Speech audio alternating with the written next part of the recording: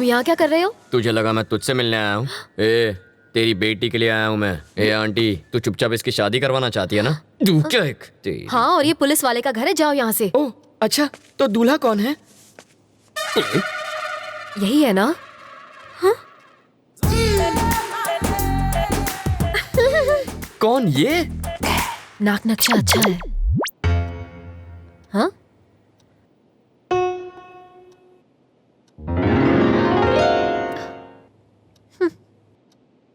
रवि, साड़ी वाली पे मेरे प्यार की गाड़ी अटक गई है। उधर रेड सिग्नल मिलेगा, वो मेरी सास बनने वाली है। सौतेली सास कहो? क्या कह रहे हैं आप?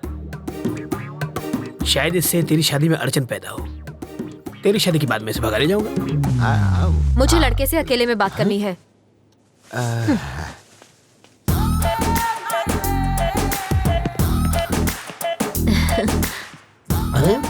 तुम मुझे बहुत अच्छे लगते हो। आपकी बातें सुनकर मेरा रोम रोम खुश हो गया। ओह, आगे बोलिए। हम तुम्हें कैसे लगे? पांव से सर तक स्वर की अप्सरा लगती हो। वैसे तुम करते क्या हो? चोरी मेरा काम है। तभी तुमने मेरा दिल चुरा लिया। मार डाला रे। यस। यहाँ देखो, आंखों में आंखें डालकर प्यार का इजहार करो। यस। समाज हमारे रिश्तों को माने या ना माने, मैं आज और इसी वक्त सबके सामने इसे हमेशा के लिए अपना बना लूंगा। तेरी तो छोड़ना। पगला गई हो क्या? यहाँ लड़की की शादी तय करने आई हो और नौकर से इश्क लड़ा रही हो? कौन सा नौकर जी? यही तो होने वाला दामाद है। लड़का तो मैं इसका लगता हूँ, ये तो नौकर है। वो है हमारा दामाद। मुझे नहीं मंजूर। क्यों? मेरी शादी एक बुढ़े से हुई है तो उसकी शादी भी एक बुढ़े से ही होगी। ये क्या किया तुमने?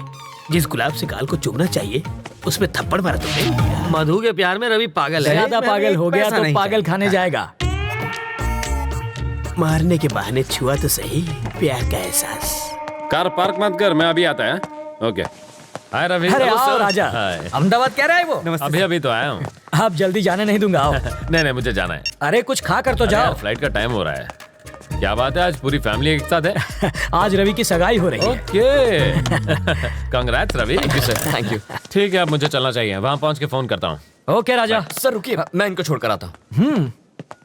सर, हमारा केस कहाँ तक पहुँचा? ये केस दिन ब दिन पेचीदा होता जा रहा है रवि। मिनिस्टर साहब के साथ भी बातचीत चल रही है। बिट्टू कोई कच्चा खिलाड़ी नहीं है। तुम अलर्ट रहना रवि, हमें तुम्हारी जरूरत है, समझे? Okay sir. सर कहाँ जा रहे हैं? फोन अंदर रह गया। फोन आप रुकिए सर, मैं जानता हूँ वो कहाँ है, मैं लेकर आता हूँ। हाँ अंकल फोन निकालो। सर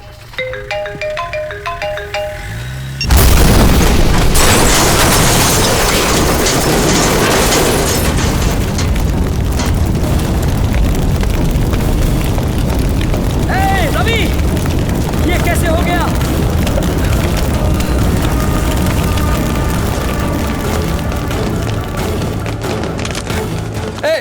यार रवि की फैमिली कौन सी है? जान ले लूंगा। चलो।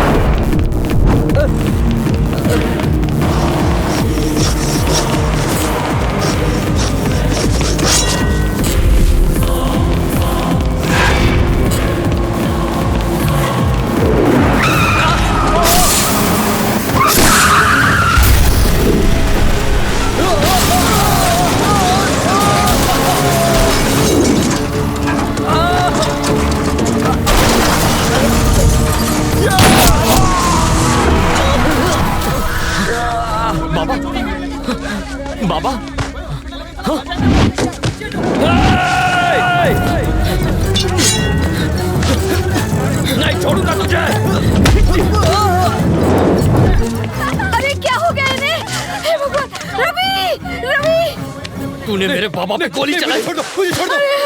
अरे उसे छोड़, इन्हें हॉस्पिटल लेके चलते हैं। सही। तेरे बाबा बच सकते हैं, उन्हें हॉस्पिटल ले जाओ जल्दी। अरे एम्बुलेंस को बुलाओ। रवि जल्दी आ, ये क्या हो गया?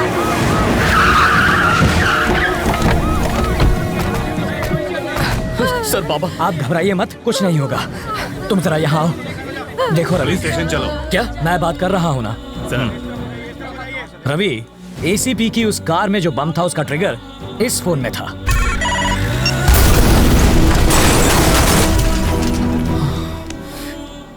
ये फॉर्मेलिटी है, पूछताछ के लिए तुम्हें ले जाएंगे। चलो। पर मेरे बाबा को इस वक्त मेरी मैं जरूरत। हूं ना, सब संभाल लूंगा। चलो।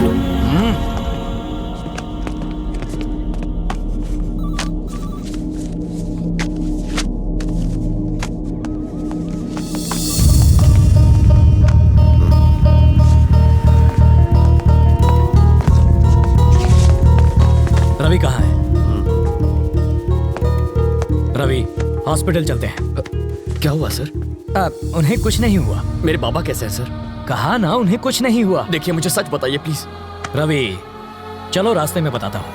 ये आपका दामाद है जो इसे ले जा रहे हैं? ये एक मुजरिम है। 1 घंटे में वापस लाता हूँ। ये रूल्स के खिलाफ to hell with the rules. ये मेरा स्टेशन है, यहाँ सिर्फ मेरी चलेगी। तो रजिस्टर में क्या लिखूं ये भी बता दीजिए। लिख दो कि मैं अपनी गारंटी से अपने बेटे को लेकर जा रहा हूँ। चलेगा? आओ बेटा।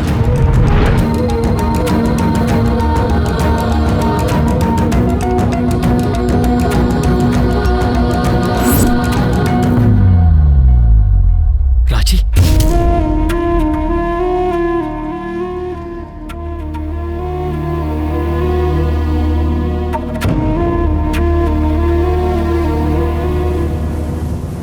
तुम्हारे बाबा तुमसे मिलना चाहते हैं। बीपी बहुत फ्लक्चुएट कर रहा है।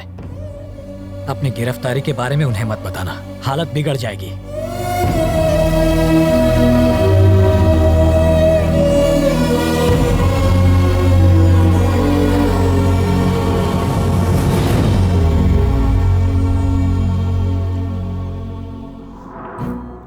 उस रोज अगर तुमने 10,000 रुपए न लिए होते तो मैं सुकून से बच्चों को ट्यूशन पढ़ा रहा होता।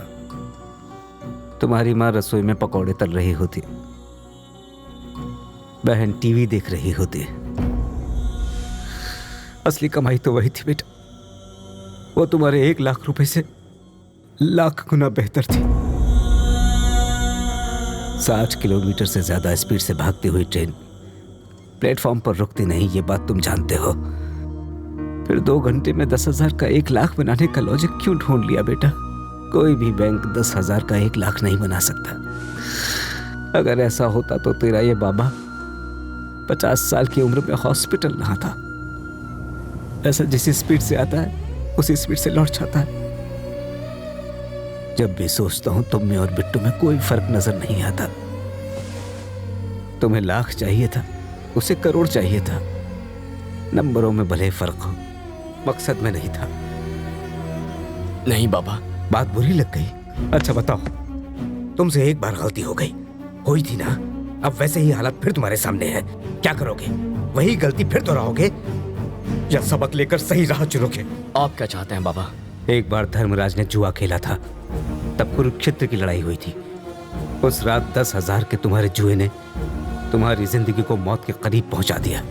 जाओ युद्ध करो। और सुनो, मेरे 5 लाख रुपयों के लिए नहीं, मेरे जैसे साधारण टीचर, क्लर्क, सुपरवाइजर के लिए जिन्होंने बेटी की शादी के लिए, बेटों की पढ़ाई के लिए, रिटायरमेंट के बाद घर बनाने के लिए पैसे जमा किए थे, वो उनके सपनों को पूरा करने के लिए थे। उनके लिए जा और पूरे 1,500 करोड़ लेकर आ। और तब तो कहना तेरा मकसद बिट्टू से अलग है। मैं ले आऊंगा। शहर के पूर्व एमएलए और कोऑपरेटिव बैंक के चेयरमैन वरदराजन जी का उनके फार्म हाउस पर मर्डर कर दिया गया है। इस केस के बारे में तुम फिक्र मत करो। एसीपी के मर्डर केस से मैं तुम्हें छुड़ा लूंगा। ऐसा नहीं होगा। क्यों? क्योंकि वो मरा ही नहीं है। मरा नहीं? जब एसीपी हमारे घर पर आया था तब उसने फोन पे क्या कहा?